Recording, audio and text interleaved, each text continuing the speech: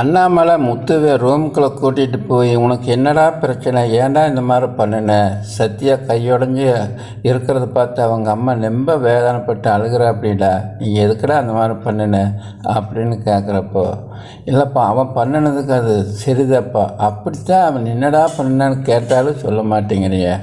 ஏன்னா ஒரு தாய் தன்னுடைய மகனை கையை உடைச்சவனை சாகம் கொடுத்தா அது நம்ம சார்ந்துங்கிறதுக்காகத்தாண்டா நான் உன்னை கேட்குறேன். என்ன பண்ணுனா சொல்லு. நான் உன்னை சின்னதிலேயே தட்டி கேட்டிருந்த இந்த மாதிரி பிரச்சனைக்கெல்லாம் நீ போயிருக்க மாட்டேன்.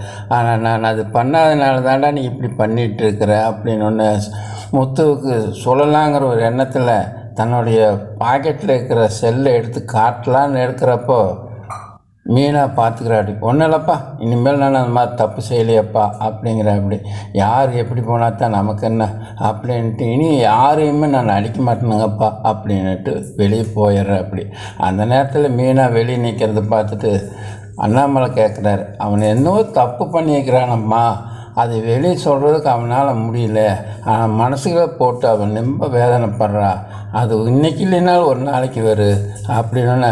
சரி மாமா, அவர் அடித்தாச்சு, அடித்தது வெளியே சொல்கிறதுக்கு அவர் முடியாமல் இருக்கிறாரு, பரவாயில்ல மாமா அப்படின்னு போயிடுற. அப்படி செல்வத்தோட செட்டில் முத்து என்ன பண்ணிகிட்ருக்குறான்னு தெரியல, இன்னும் வரலையே அப்படிங்கிறப்ப, அவர் தான் வண்டி விற்றுட்டாரு, இனி என்ன பண்ணுறாருன்னு தெரியல, ஏதோ வண்டி வாடகைக்கு எடுக்க போயிருந்தாலும் போயிருக்கலாம் அப்படின்னு செல்வம் சொல்கிறார். அப்படி அந்த நேரத்தில் முத்து ஒரு ஆட்டோ ஓட்டிகிட்டு வர. அப்படி செட்டுக்குள்ளே வர்றப்போ, யாரப்பா ஆட்டோவை நம்ம செட்டுக்குள்ளே வருது, நம்மளுக்கே வாடகை கிடைக்குமானே, ஆட்டோவுக்கு எங்கப்பா வாடகை கிடைக்கும் அப்படிங்கிறப்ப முத்து வண்டி விட்டு இறங்குற. அப்படி என்னடா முத்து ஆட்டோ ஓட்டிகிட்டு வர, எந்த வண்டி ஓட்டினா தான் என்னடா நம்மளுக்கு தெரிஞ்ச தொழில் டிரைவர் தொழில், அதனால் என்ன இதுதான் 4 சக்கரத்துக்கு 3 சக்கரம் ஓட்டுறேன், இதுக்கு என்னடா கேவலை அப்படிங்கிற. அப்படி இல்லை முத்து, நீ கார் ஓட்டிகிட்டு இருந்த, அதை பற்றியெல்லாம் கவலைப்படாத.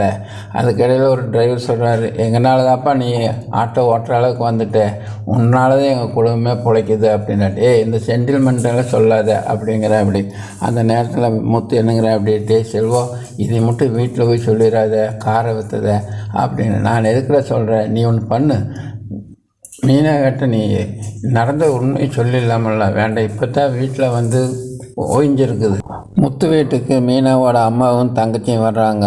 வரையிலே அவங்க அம்மா சொல்கிற, அப்படி மாப்பிள்ளை இருக்கிறாரா இல்லையான்னு தெரியல, அவர் மூஞ்சி எப்படி பார்க்குறது அப்படின்னு வேதனையாக சொல்கிறப்ப அவங்க தங்கச்சி, அம்மா மாமா கார் இங்கே இல்லை, அவர் போயிருப்பார், வாமா அப்படின்னு உள்ளே கூட்டிகிட்டு போகிற. அப்படி உள்ளே போன முத்துவோட அப்பா வாங்கன்னு கூப்பிட்டு உட்கார சொல்கிற. அப்படி அந்த நேரத்தில் மீனாவும் வாமா அப்படிங்கிற. அப்படி சொல்லிட்டு வரலாமல்ல அப்படிங்கிறப்போ, இல்லைம்மா நான் வந்துட்டேன் அப்படிங்கிற. அப்படி அதுக்கு இடையில் மீனாவோட மாமியா விஜய் என்னங்கிற, அப்படி வந்துட்டாங்கல்ல, உட்கார சொல்ல வேண்டியதானே அப்படிங்கிற. அப்படி அண்ணாமலை, வந்தவங்கள வான்னு உட்கார சொல்ல வேண்டியதானே அப்படிங்கிற. மீனா நீ போய் தண்ணி கொண்டு வா அப்படிங்கிற. அப்படி அப்போ மீனாவோட அம்மா, அண்ணா இந்த மாதிரி அவருக்கு தவசம் வச்சுருக்குறோம் அப்படின்னு. அப்படியா, 1 வருஷமாகி போச்சா அப்படின்னு அவருக்கு மனசுக்குள்ளே வேதனையாக இருக்குது. ஏன்னா அவர்னால தானே அவங்க அப்பா இறந்தது.